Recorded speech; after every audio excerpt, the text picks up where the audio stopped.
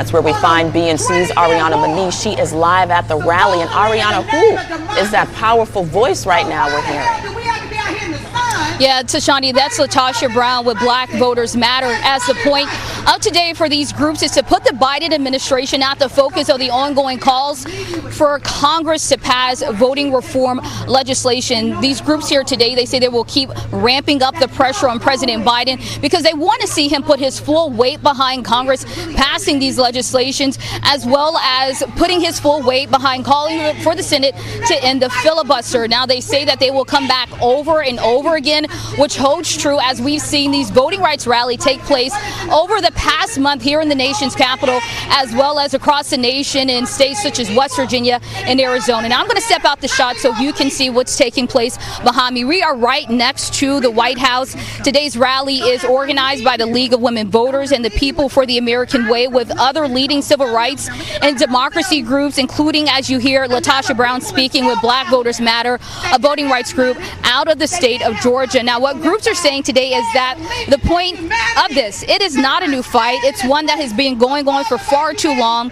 They're pledging they will not cease until voting rights is a priority for the Biden administration, saying that the recent surge in anti-voter laws on the state level will only escalate until the president steps up and steps in. Now, speakers are saying that the president said voting rights are the test of our time and our democracy, and they say it's time for the president to move and act in that manner and with a sense of urgencies. Now, voting rights activists are really driving home the point that these voting bills on the state level are really having an impact in communities of color, young voters, low-wage workers, and those with disabilities. People are saying that those are the groups that put President Biden in the White House, and they want the president to put his full executive power, and they want to continue to hold him accountable. Now, Tashani, voting rights legislation is in Congress. As the House, they are back in session. We're expecting to see a vote on the John Lewis Voting Rights Advancement Act as soon as today, possibly tomorrow.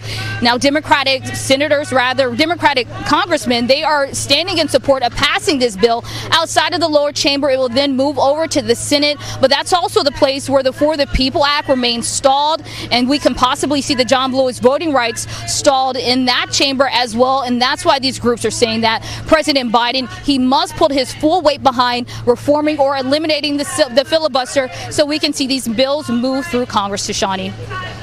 Honor, we know that this is one of many rallies taking place. What do we know about Saturday's March On rally? Yeah, on Saturday, that's a march on voting rights. It's also a moment to commemorate the March on Washington, which also brings me back to my point of why these groups are saying that this is a fight, a multi-generational fight, and that younger generation should not have been dealing with this at this point. That's why they say that this is a fight that has been going on far too long. Tashani. Ariana, thank you for keeping your posts on voting rights in the nation's capital. Thank you for that.